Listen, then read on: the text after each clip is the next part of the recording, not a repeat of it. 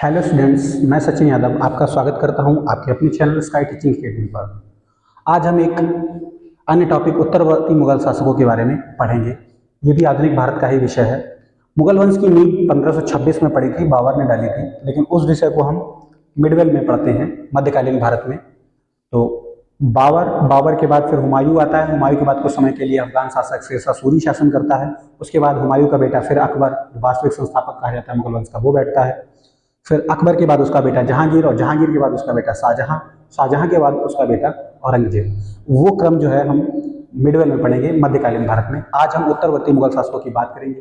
तो जहां से औरंगजेब की मृत्यु होती है वहां से हमें आपको पढ़ना शुरू करेंगे आज। तो ये टॉपिक काफ़ी रुचिकर भी है, काफ़ी निकम्मे शासक रहे हैं ये। जितने भी उत्तरवर्ती मुगल शासक रहे, इनके टाइम पीरियड में मुगल वंश का पूरी तरीके से पतन होता है। इसलिए हम इसको पढ़ेंगे, थोड़ा रुचि के साथ हमारे साथ बने रहिएगा। तो बात करते हैं औरंगजेब की मृत्यु की। तो औरंगजेब बहुत महत्वाकांक्षी व्यक्ति होता है। ये मराठों को भी समाप्त करना चाहता है। तो जब इसी समय इसकी मृत्यु होती है उस समय ये महाराष्ट्र में अहमदनगर में होता है, मराठों के खिलाफ अभियान करने की कोशिश कर रहा होता है। तो इसकी मृत्यु होती है 1707 में, औरंगजेब की 1707 में। यहां से हमको पढ़ना है 1707 में।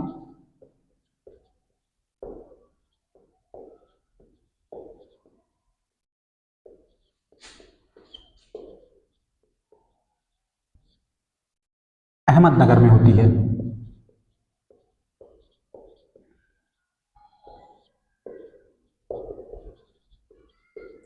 इसकी मृत्यु के बाद इसके 5 बेटे रहते हैं, लेकिन उत्तराधिकार के समय 3 ही बेटे जीवित होते हैं जिनके बीच संघर्ष होता है।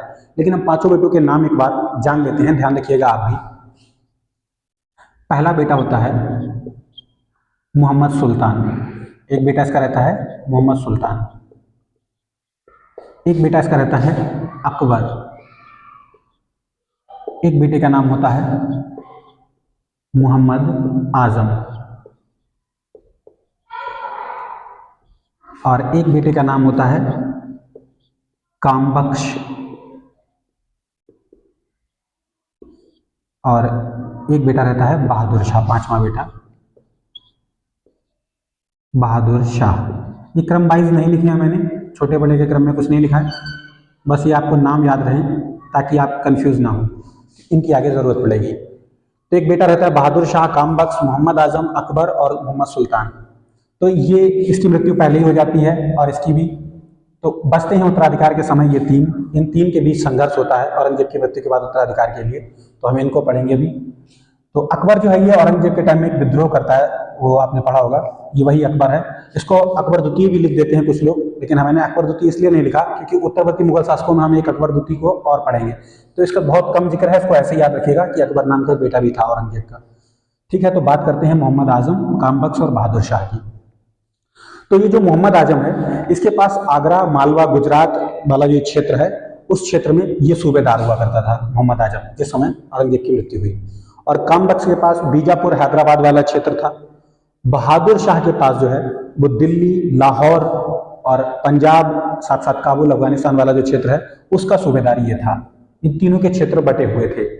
जब औरंगजेब की मृत्यु होती है, ये तीनों दिल्ली का राजा बनने के लिए लालायित हो जाते हैं और आपस में संघर्ष शुरू कर देते हैं। जिस समय मृत्यु होती है उस समय मोहम्मद आजम जो है ये औरंगजेब के साथ ही रहता है, अहमदनगर में ही। और बहादुर शाह ये अफगानिस्तान में जमरूद नामक जगह पर होता है। तो जब इनकी मृत्यु हो जाती है औरंगजेब की, तो मोहम्मद आजम का जो बेटा है वो आगरा में होता है और आगरा पे कब्जा कर लेता है। उधर बहादुर शाह अपने आप को राजा घोषित कर देते हैं, मोहम्मद आजम। बहादुर शाह जो है ये सादौला के पुल पे आता है, लाहौर के पास है कहीं पे, तो उस सादौला के पुल पे ये अपने आप को राजा घोषित कर देता है। और फिर ये दोनों की सेनाएं बढ़ती हैं युद्ध के लिए। तो इन दोनों के बीच जो संघर्ष होता है वो होता है जजायू नामक जगह पर, जजाऊ। तो इसको हम जजाऊ का युद्ध बोलते हैं, जजाऊ का युद्ध। ये जजाऊ का युद्ध जो है 18 जून 1707 को लड़ा गया। 18 जून 1707 को जजाऊ का युद्ध होता है। इस युद्ध का परिणाम क्या रहता है? मोहम्मद आजम मारा जाता है, ये मारा जाता है, और साथ ही साथ इसके 2 पुत्र मारे जाते हैं।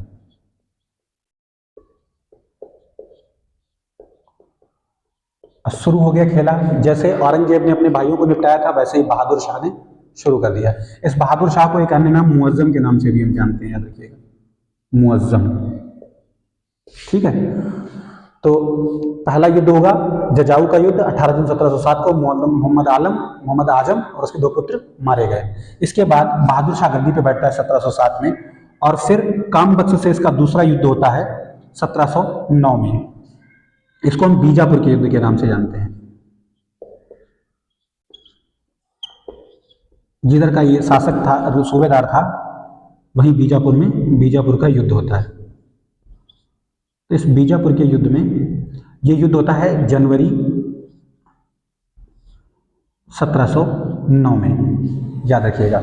जनवरी 1709 में बीजापुर का दूसरा युद्ध होता है बहादुर शाह का काम बख्श के साथ।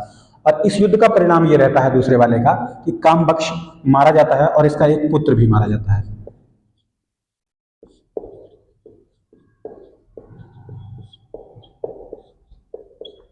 अब इस प्रकार से आप देख रहे हैं, 2 पहले से नहीं थे, 3 थे। बहादुर शाह ने 2 को और निपटा दिया, अकेला बचा बहादुर शाह, और ये गद्दी पे बैठेगा। तो इस तरह से बहादुर शाह गद्दी पर बैठता है। तो बात करेंगे अब बहादुर शाह की। ये बहादुर शाह जो औरंगजेब का बेटा था, राजकुमार, इसकी अवस्था इस समय तक 63 वर्ष की हो गई थी। कहने का राजकुमार था, बूढ़ा हो गया था। 63 वर्ष की अवस्था में 1707 में गद्दी पे बैठ गया था बहादुर शाह। तो बहादुर शाह गद्दी पे बैठते ही सबसे पहला काम करता है, मराठों के जो एक रहते हैं साहू जी, संभाजी के पुत्र साहू जी, उन साहू जी बहादुर शाह की कैद में होते हैं, औरंगजेब के टाइम से ही कैद होते हैं। तो साहू जी को बहादुर शाह जो है गद्दी पर बैठते ही 1707 में रिहा कर देता है। इसका एक रीजन भी रहता है, ताराबाई एक अन्य शासिका होती हैं वो महाराष्ट्र में, उनके चलते ये साहू जी को रिहा कर देता है। अभी बात करते हैं, साहू जी को 1707 में रिहा कर देता है बहादुर शाह। इस टाइम पीरियड में मराठों की एक अन्य शासक ताराबाई होती हैं, जो अपने एक अल्पवयस्क पुत्र को गद्दी पे बिठा के शासन कर रही होती हैं। तो ये चाहता है कि साहू जी को छोड़ देंगे तो ये मराठी खुद आपस में लड़ेंगे। तो ताराबाई और साहू जी का संघर्ष शुरू हो जाता है इसी के टाइम पीरियड में, और ये 1707 में साहू जी को रिहा कर देता है। पहला काम गद्दी पे बैठते ही करता है। उसके बाद बहादुर शाह का हम टाइम पीरियड लिख देते हैं बहादुर शाह का, और इसकी थोड़ी चर्चा कर लेते हैं। बहादुर शाह का जो शासनकाल है वो 1707 से लेकर 1712 तक चलता है। ठीक है, याद रखिएगा। तो 1707 से 1712 के बीच बहादुर शाह ने क्या क्या किया उसकी बात करेंगे। इसको एक उपाधि मिली होती है खाफी खां के द्वारा, साहे बेखबर नाम, साहे बेखबर उपाधि होती है इसकी, साहे बेखबर। साहे बेखबर ये खाफी खां द्वारा दी जाती है, इसको याद रखिएगा। खाफी खां द्वारा प्रदत्त उपाधि होती है, उपाधि साहे बेखबर। ठीक है, तो बहादुर शाह को साहे बेखबर की उपाधि खाफी खां द्वारा प्रदत्त होती है। और इसके बाद इसके शासनकाल में कौन वजीर था उसकी बात कर लेते हैं। तो इसका वजीर जो होता है वो मुनीम खां होता है, मुनीम खां इसका वजीर रहता है। और अशद खां इसके टाइम में वकील होते हैं। वकील का पद होता है मुगलों के टाइम में, वकीले मुतलाक या वकीले मुतलाक बोलते हैं, वकीले मुतलाक, ये एक पद रहता है इसके टाइम पीरियड में। असद खां इस पद पर होता है, और जुल्फिकार खां इसका बेटा रहता है असद खां का, ये मीर बख्शी होता है। जितने लोगों को भी ये मदद मिलती है बहादुर शाह को जितने लोगों से भी मदद मिलती है उनको अच्छे पद मिलते हैं। जुल्फिकार खां को मीर बख्शी बना दिया जाता है। मीर बख्शी का पद जुल्फिकार खां के पास था। मीर बख्शी सेनापति को बोलते थे उस समय। तो ये तो पद थे कुछ इसके टाइम में प्रमुख। अब इसके बाद बात करते हैं इसके क्या कार्य रहे। तो बहादुर शाह जो है ये जब शुरू करता है अपना प्रशासन चलाना, तो इसकी नीति को जो है हम प्रशासनिक नीति को समझौते की नीति के नाम से जानते हैं। समझौते की नीति। इस नीति के तहत ये चलता है। तो बात करते हैं, सबसे पहले जो आमेर और मारवाड़ का क्षेत्र है, ये कोशिश करता है वहां पे कुछ हस्तक्षेप करने की। तो आमेर के शासक जो जयसिंह हैं उनको गद्दी से हटा देता है और जयसिंह की जगह उनके भाई विजय सिंह को बिठा देता है। लेकिन बाद में जब विरोध होता है तो फिर पुनः जयसिंह को गद्दी पे बिठा दिया जाता है। इसी तरह जो मारवाड़ में भी ये करता है कोशिश हस्तक्षेप करने की, और मारवाड़ के जो जोधपुर वाला क्षेत्र है वहां पे अजीत सिंह शासक होते हैं, उनके क्षेत्र में ये कुछ चौकियां वगैरह बनाने की, सैनिक अड्डे बनाने की कोशिश करता है, लेकिन विरोध के कारण पीछे हट जाता है। और इस तरह से आमेर और मारवाड़ दोनों क्षेत्रों से ये समझौता कर लेता है। इसीलिए इसको समझौते की नीति कहते हैं, इसके शासन कार्यकाल को, इसके प्रशासनिक तरीके को। तो इसके बाद में ये मराठों के लिए सरदेशमुखी देने को कह देता है। कहता है कि सरदेशमुखी जो है, ये सरदेशमुखी एक कर रहता है जो मराठे वसूलना अपना अधिकार समझते हैं। तो सरदेशमुखी जो है मराठों को दे दी जाती है, मराठों को वसूलने का अधिकार मिल जाता है।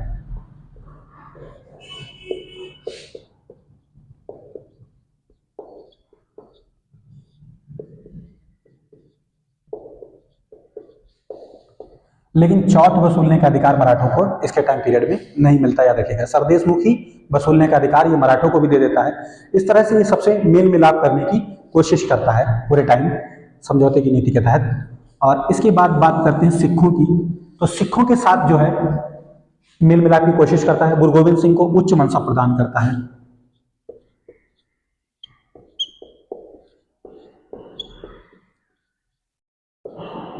गुरु गोविंद सिंह जी को उच्च मनसब देता है।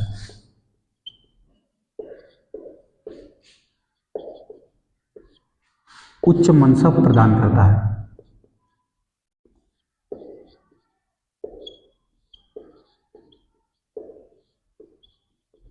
इस तरह से ये सिखों को भी खुश करने की कोशिश करता है। आमेर मारवाड़ के अजीत सिंह और जयसिंह को भी बाद में समझौता कर लेता है, मराठों को सरदेशमुखी दे देता है और गुरु गोविंद सिंह को उच्च मनसब प्रदान करता है और उनको भी खुश करने की कोशिश करता है।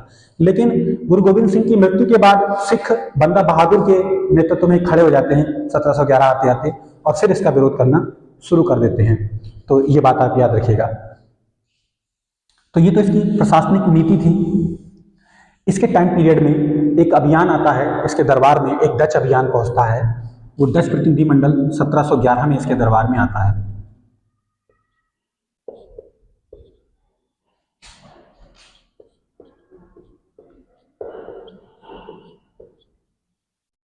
डच प्रतिनिधिमंडल जोशुआ केटलार के नेतृत्व में इसके दरबार में आता है। इसकी बात करेंगे।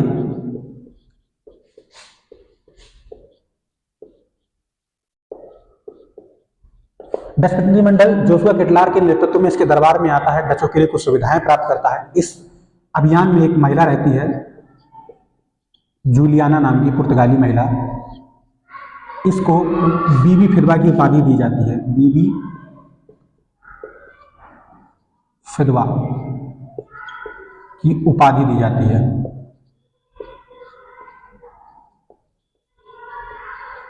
इसका नाम मैंने शायद बीबी फिदवा का नाम टॉमस रो के साथ ले लिया था, उसके लिए मैं माफी चाहता हूं पिछले वीडियोस में, तो इसको आप करेक्ट कर लीजिएगा। ये जोशुआ केटलार के साथ डच प्रतिनिधिमंडल में आई थी 1711 में बहादुर शाह के दरबार में।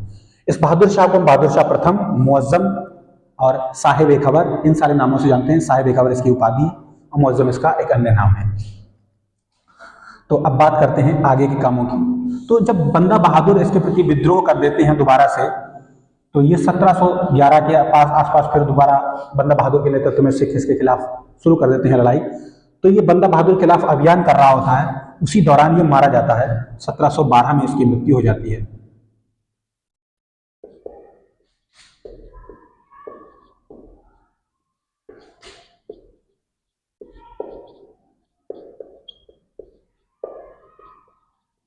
तो याद रखिएगा 1712 में इसकी मृत्यु होती है। तो इसकी बात कर लेते हैं। इसके 4 पुत्र रहते हैं। इसके मरने के बाद भी जैसे इसके गद्दी पर बैठते वक्त उत्तराधिकार के लिए लड़ाई हुई, ठीक उसी तरह से इसके मरने के बाद भी उत्तराधिकार के लिए लड़ाई होती है। ये मुगलों का औरंगजेब के बाद से जन्म सिद्ध अधिकार हो गया था। तो क्या है कि अपने भाइयों को मार के गद्दी पर बैठते हैं। इसके भी बेटे, तो उनकी भी बात कर लेते हैं। 4 बेटे रहते हैं इसके। जहांदार शाह,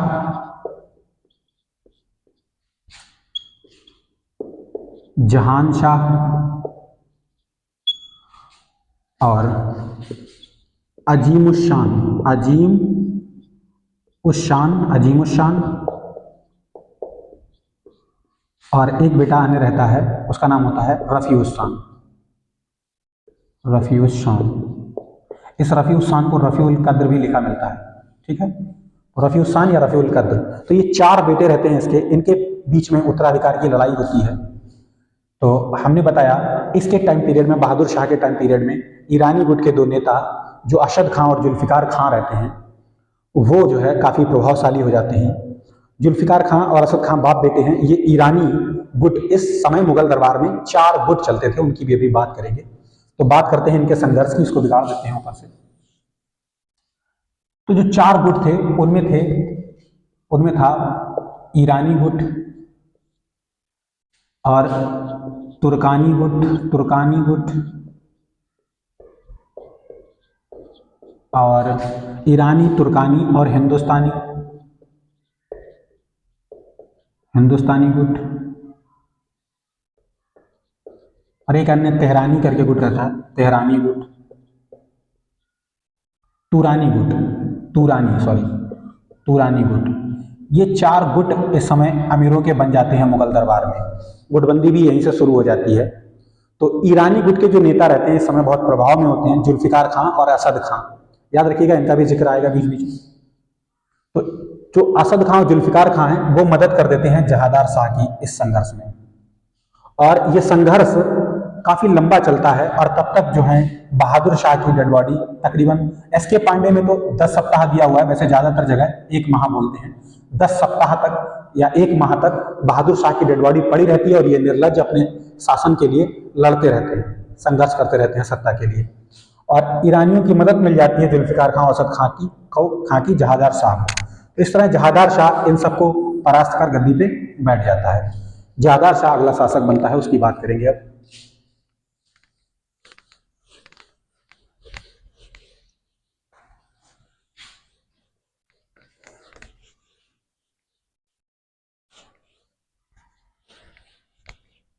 तो जो जहांदार शाह है ये गद्दी पे बैठता है पिता की मृत्यु के बाद।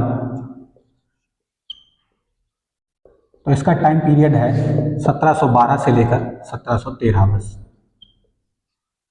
इस जहांदार शाह को भी एक उपाधि दी जाती है, इसको कहा जाता है लंपट मूर्ख। लंपट मूर्ख, ये निरा लंपट मूर्ख था, बहुत व्यवहार कुशल भी नहीं था, इसके अच्छे संबंध भी नहीं रहते थे अमीरों से और काफ़ी बेकार व्यक्ति था, एकदम नाकारा किस्म का। इसका शासनकाल पढ़ेंगे। ये तो व्यस्त रहता था, एक लाल कुंवरी नामक महिला रही थी, लाल कुंवरी नामक वैश्या थी, उसके चक्कर में ये पड़ा रहता था। ये उसके प्रति बहुत ज़्यादा आसक्त था। लाल कुंवरी के कई सारे रिश्तेदारों को इसने अपने उच्च पदों पर भी अपने शासनकाल में रखा और इसकी एक धाय माँ थी, उनके एक भाई थे कोकल दास, उनको भी बहुत महत्वपूर्ण पद पर रखा अपने टाइम पीरियड में। और इसके समय में जिनकी मदद से गद्दी पे बैठा था वो बनते हैं वजीर जुल्फ़िकार खां। तो जुल्फ़िकार खां जो है इसके समय में वजीर बनता है।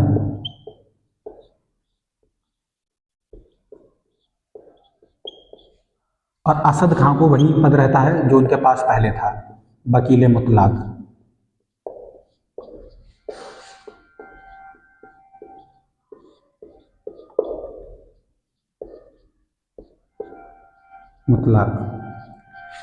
तो वकील मुतलाक का पद रहता है असद खां के पास और जुल्फ़िकार खां को वजीर बना दिया जाता है क्योंकि इन्हीं ने मदद की थी जहांदार शाह की गद्दी में बैठने की। तो ये तो बेकार व्यक्ति होता है, अपने ही व्यसनों में पड़ा रहता है। इसके टाइम पीरियड में जितने भी प्रमुख कार्य होते हैं वो जुल्फ़िकार खां के द्वारा किए जाते हैं, ये बात को आप याद रखिएगा। तो बात करते हैं आगे। तो जुल्फ़िकार खां जब गद्दी पे बैठता है तो देखता है कि बहादुर शाह ने जो है अपने सहयोगियों को बहुत सारी जागीरें प्रदान करके और तरह तरह से प्रसन्न करने के लिए पूरा राजकोष खाली कर दिया है। तो जहांदार शाह के टाइम पीरियड में जुल्फ़िकार खां क्या करता है, सबसे पहले एक व्यवस्था शुरू करता है, इजारा प्रथा। इसको समझ लेते हैं थोड़ा सा। खजाने को भरने के लिए एक प्रथा ये शुरू करता है, इजारा प्रथा। ये इजारा प्रथा क्या होती है, ये एक तरीके से ठेकेदारी है, लगान वसूलने की ठेकेदारी दे दी जाती थी। तो इसके तहत किसानों का शोषण और ज़्यादा बढ़ गया इसके टाइम पीरियड में। तो जुल्फ़िकार खां द्वारा ये इजारा प्रथा इसके समय में शुरू की गई थी। एक तो इजारा प्रथा शुरू करी गई थी इसके टाइम पीरियड में, उसके अलावा मराठों को ये सरदेशमुखी दे देते हैं, सरदेशमुखी और चौथ दोनों वसूलने का अधिकार दे देते हैं एक शर्त पर। कहते हैं कि मुगल अधिकारी जो हैं ये वसूली करेंगे और आपको दे देंगे। तो सरदेशमुखी और चौथ वसूलने का अधिकार मराठों को मिल जाता है।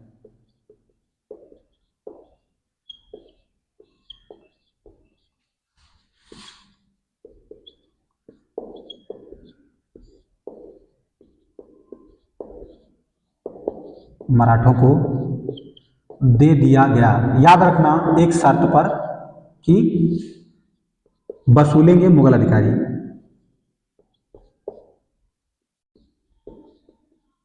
वसूली मुगल अधिकारी करेंगे।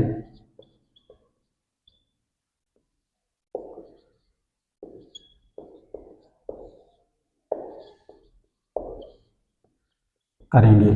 अब ये तो मराठों के साथ संबंध बनाने के लिए करता है ये। इसके अलावा अन्य लोगों के साथ कैसा व्यवहार रहता है उनकी बात करते हैं। तो ये जो आमेर वाला क्षेत्र है उसके राजा जयसिंह को इसके समय में मिर्जा की उपाधि मिलती है। याद रखिएगा, जयसिंह को मिर्जा की उपाधि मिलती है, मिर्जा की उपाधि दी गई।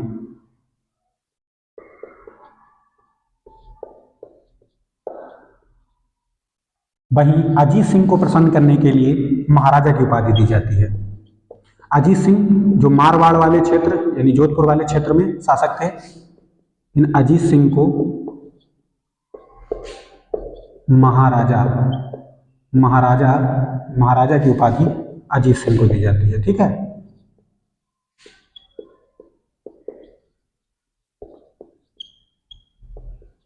इस तरह से इसने मेल मिलाप करने की कोशिश की सबसे। जुल्फ़िकार खां ही पूरा प्रशासन देख रहा था इसके टाइम पीरियड में। तो बात करते हैं आगे की। ये तो हो गए इसके कुछ प्रमुख कार्य। अब इसके बाद इस जहांदार साहब जो बैठा था ये अजीमुस खान को जो है गद्दी पे मार के बैठा था।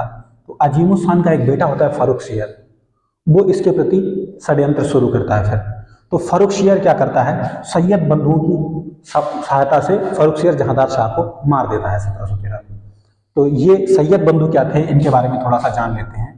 पहले तो फर्रुखसियर, ये जो फर्रुखसियर है ये जो है हमने आपको अभी बताया था अजीमुस खान एक बेटा था बहादुर शाह का, उसका बेटा ये था फर्रुखसियर। जो भी 4 बेटे आपने पढ़े थे उनमें से एक का काम अभी पढ़ा, फर्रुखसियर उसका बेटा था अजीमुस खान का। ये अपने पिता की मौत का बदला लेने के लिए सैयद बंधुओं की मदद लेता है। अब ये सैयद बंधु जो होते हैं ये हिंदुस्तानी गुट के नेता हैं। अभी हमने आपको बताया ईरानी गुट, तुर्कानी गुट और जो हिंदुस्तानी गुट वो गुट थे, उनमें से सैयद बंधु जो है ये हिंदुस्तानी गुट के होते हैं, हिंदुस्तानी मुस्लिम होते हैं हिंदुस्तानी गुट के। ये 2 भाई रहते हैं सैयद बंधु, एक का नाम रहता है हसन और हुसैन। नाम बहुत अच्छे हैं मोहम्मद साहब के नवासों की तरह, उन्हीं के नाम है हसन और हुसैन, लेकिन ये इनके कारण बहुत अलग होते हैं। ये हसन जो है इसको अब्दुल्ला खां के नाम से भी हम जानते हैं, अब्दुल्ला खां, और इसको हुसैन अली बोलते हैं, इस नाम से ये चर्चित थे, याद रखिएगा। इनको हमने इसलिए बताया विस्तार से क्योंकि इनको कहा जाता है इतिहास में किंग मेकर।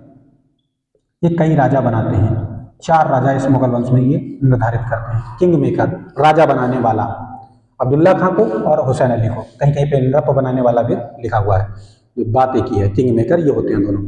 अब ये फर्रुखसियर की मदद कर देते हैं सैयद बंधु और जहांदार शाह को आगरा में एक युद्ध में परास्त कर देते हैं 1713 में और इसको मार देते हैं। आगरा में 1713 में इसको मार दिया जाता है।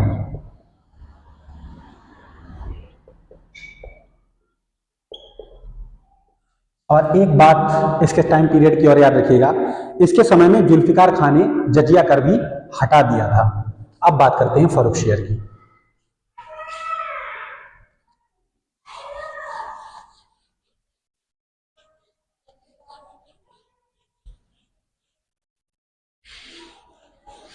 इस लंपट मूर्ख के बाद में एक घृणित कायर गद्दी पर बैठता है। इसको इतिहास में घृणित कायर के नाम से जानते हैं। घृणित कायर के नाम से जानते हैं फर्रुखशियर को। ये इसकी उपाधि है, घृणित कायर।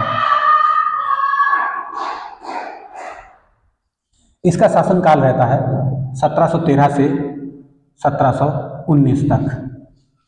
अब हम फर्रुखशियर के बारे में पढ़ेंगे। तो फर्रुखशियर जब गद्दी पे बैठा तो ये सैयद बंधुओं की मदद से गद्दी पर बैठा था। तो सबसे पहला ये काम करता है, सैयद बंधुओं को महत्वपूर्ण पद देता है। उसमें से जो हसन रहता है, या इसको हम अब्दुल्ला खां बाराह बोलते हैं, तो अब्दुल्ला खां को ये बना देता है वजीर अपना। अब्दुल्ला खां इसके टाइम में वजीर बन जाता है। और इसका भाई जो हुसैन अली रहता है, इसको मिल जाता है मीर बख्शी का पद। अब ये दोनों महत्वपूर्ण पद इन लोगों के पास होते हैं। हुसैन अली को मिल जाता है मीर बख्शी का पद। तो मीर बख्शी बन जाता है हुसैन अली, यानी सेनापति हुसैन अली, और हसन खां यानी कि अब्दुल्ला खां वजीर बन जाता है। अब ये दोनों भाई सैयद बंधु बैठते ही गद्दी पे असद खां और जुल्फिकार खां, जो बाप बेटे हैं ईरानी गुट के नेता, उन दोनों को निपटा देते हैं। पहले अपने रास्ते का रोड़ा साफ करते हैं सबसे पहले। तो ईरानी गुट के नेता दोनों मार दिए जाते हैं फर्रुखशियर के समय में, याद रखिएगा आप। इसके बाद फर्रुखशियर गद्दी पर बैठा होता है तो इसकी अजीत सिंह के साथ ये वैवाहिक संबंध स्थापित करता है। मतलब कहने का अजीत सिंह के साथ नहीं, मारवाड़ के साथ। तो अजीत सिंह की बेटी से इसकी शादी होती है फर्रुखशियर की। तो अजीत सिंह की बेटी से विवाह करता है। अजीत सिंह अपनी बेटी का विवाह इससे कर देते हैं।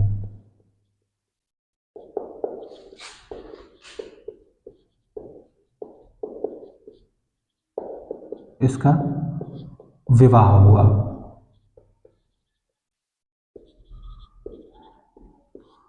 फर्रुखशियर जो है जब गद्दी पे बैठ जाता है, उसके बाद जब सैयद बंधु सारा कंट्रोल अपने हाथ में ले रखे होते हैं तो इसको बड़ी तकलीफ होती है। इसके टाइम पीरियड में वो दो काम और करते हैं। जुल्फिकार खां के टाइम से ही जजिया कर तो हटा ही हुआ था और इसके टाइम में हटा हुआ रहता है। लास्ट में करीब जाके सैयद बंधु लगा देते हैं इसी के टाइम पीरियड में, 1719 के आसपास। तो बात करेंगे, तीर्थ कर हटा दिया जाता है इसके समय में, ये याद रखिएगा। तीर्थ कर भी इसके टाइम में हटा दिया जाता है, इसके समय में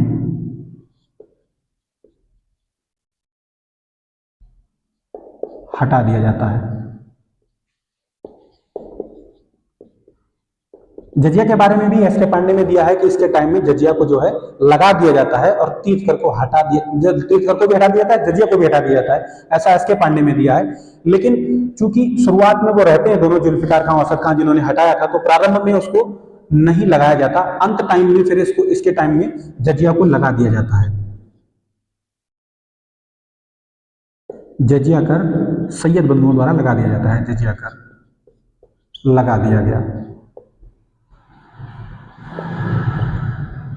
तो ये इसके टाइम पीरियड के कुछ काम थे। और जजिया का इतिहास हम अलग से भी पढ़ेंगे। काफी शासकों ने इसको हटाया लगाया, तो इसके बारे में हम अलग से पढ़ लेंगे। तो ये कुछ काम इसके टाइम पीरियड के होते हैं। इसके बाद में एक घटना होती है, सैयद बंधु दक्षिण में जाकर मराठों के साथ संबंध स्थापित करते हुए एक संधि करते हैं। तो उसको दिल्ली की संधि के नाम से हम जानते हैं। ये संधि 1719 में ही होती है। 1719 में दिल्ली की संधि या मराठों की संधि ऐसे करके बोला जाता है, दिल्ली की संधि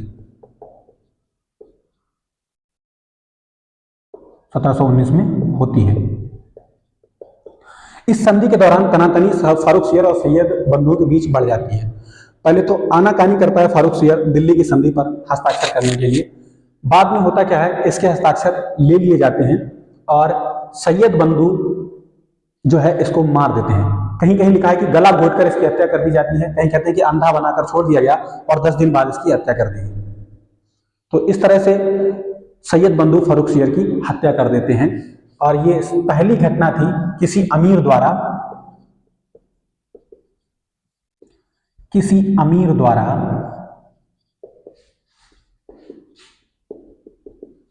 किसी मुगल शासक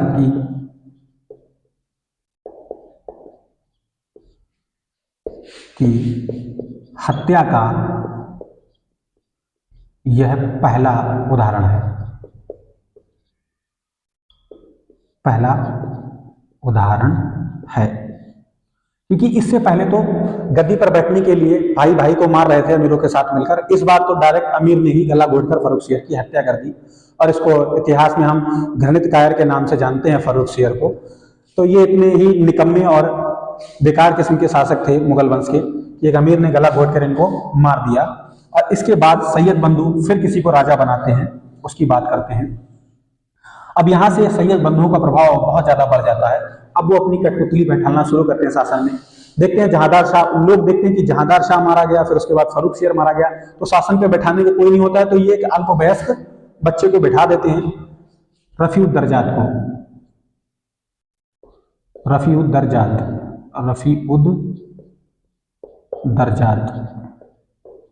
ये रफीउद्दर्जात जो है, ये रफीउद्दर्जात रफीउस्सान का बेटा है, जो कि हमने आपको नाम बताए थे बहादुर शाह के बेटों के, उनमें एक था रफीउस्सान या रफीउल कद्र, उसका बेटा है रफीउद्दर्जात। तो रफीउद्दर्जात को ये सैयद बंधु गद्दी पर बिठाते हैं 1719 में। इसका टाइम पीरियड है 28 फरवरी से लेकर 4 जून तक ये गद्दी पे रहता है। इतने कम टाइम तक ये शासन करता है रफीउद्दर्जात। तो इसकी बात कर लेते हैं। तो रफीउद्दर्जात इतने कम समय तक गद्दी पर रहता है, तो कर ही क्या पाएगा। 2-4 बातें हैं इसके में बताने की। एक तो ये सबसे कम समय तक रहा है गद्दी पर, याद रखिएगा, सबसे कम समय तक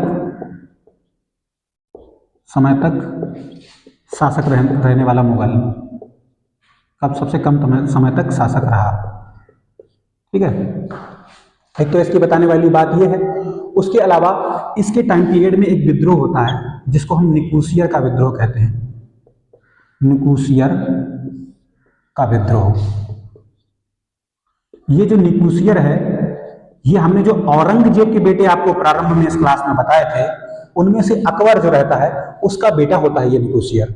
इसीलिए हमने वो सारे नाम आपको पहले ही बताए थे। तो निकोसियर अकबर का बेटा है, और ये विद्रोह कर देता है आगरा में इसके समय में, और आगरा के किले पे कब्जा कर लेता है। तो इस निकोसियर के विद्रोह का दमन सैयद बंधु करते हैं, और कहते हैं ये रफीउद्दर्जात 4 महीने में उसी टाइम बाहर दिखता है, उसके अलावा ये अंदर पड़ा रहता है आराम से, बच्चा होता है, अल्पवयस्क कहते हैं, इतिहास में इसमें लिखा है इसके बारे में। तो ये निकोसियर का विद्रोह इसके समय में होता है। ये एक महत्वपूर्ण घटना थी, इसको सैयद बंधु दबा देते हैं इस विद्रोह को।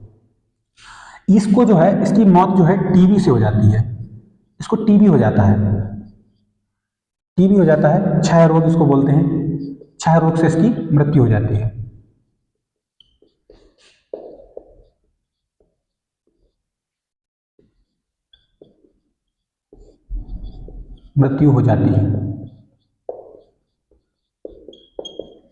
ये क्षय रोग से मर जाता है। तो इसके बाद गद्दी खाली हो जाती है। फिर 2 दिन में 6 जून को दूसरे शासक को ये सैयद बंधु गद्दी पे बिठा देते हैं, और उसको इसी का भाई रहता है वो, उसको गद्दी पे बिठाते हैं। रफीउस्सान का ही दूसरा बेटा या रफीउल कद्र का ही दूसरा बेटा, जिसका नाम होता है रफीउद्दौला। अब रफीउद्दौला को ये सैयद बंधु गद्दी पे बिठाते हैं, और रफीउद्दौला जो है ये 1719 में ही गद्दी पे बैठता है। ये सितंबर के टाइम पीरियड के आसपास होता है। ये भी कुछ ही समय तक रहता है, सितंबर से दिसंबर तक, मान लीजिए दिसंबर तक ये गद्दी पे रहता है बस। ठीक है, इस टाइम पीरियड में 1719 में कुछ समय के लिए ये भी गद्दी पे बैठता है, लेकिन सबसे कम समय तक वही रहा है जो रफीउद्दर्जात है। तो 1719 में फिर दोबारा इसको गद्दी पे बिठाते हैं। ये पक्का अफीमची होता है, 1 नंबर का अफीमची, आदि बीमार, अफीम का आदि बीमार व्यक्ति होता है ये रफीउद्दौला। तो इसकी हालत तो वैसे ही पतली होती है। तो इसके टाइम पीरियड में कुछ खास काम नहीं है, बस याद रखिएगा ये शाहजहां द्वितीय की उपाधि धारण करता है। ये अपने आप को नाम से ही शाहजहां बोल देता है, काम तो कुछ करता नहीं है। तो शाहजहां द्वितीय के नाम से इसको हम जानते हैं। ठीक है, ये काम ये करता है, शाहजहां द्वितीय की उपाधि के लेकर बैठता है गद्दी पर। और इसकी मृत्यु जो है, समझ लीजिए इतनी दुर्दशा थी उस समय मुगल काल में कि पेचिस से ये मर जाता है। पेचिस से मर जाता है। मुगलों के राजकुमार, मुगलों के पास पेचिस की दवाई नहीं थी, ये पेचिस से मर जाते हैं, इनको पेट खराब हो जाता है इनका। तो ये रफ़ी-उद-दौला इस तरह से समाप्त होते हैं 1719 में ही। अब इसके बाद हम पढ़ेंगे एक अन्य शासक को जिसका नाम है मोहम्मद शाह रंगीला, जो जहान शाह का लड़का है। जो आपने अभी बहादुर शाह के पुत्र पढ़े हैं उनमें से एक जहान शाह भी है, उसका एक बेटा है मोहम्मद शाह रंगीला। रंगीला नाम की इसकी उपाधि थी, रंगीला। तो इसके बारे में हम अगली वीडियो में पढ़ेंगे। वीडियो लंबी हो रही है तो हम इसको पार्ट वाइज लाएंगे। इस वीडियो को अगर अच्छा लगा हो पढ़ के तो लाइक कीजिएगा, कमेंट कीजिएगा, चैनल को सब्सक्राइब भी कीजिएगा और शेयर भी कीजिएगा। तो अगली वीडियो में फिर मिलेंगे, मोहम्मद शाह रंगीला के बारे में बताएंगे। धन्यवाद, तब तक के लिए धन्यवाद।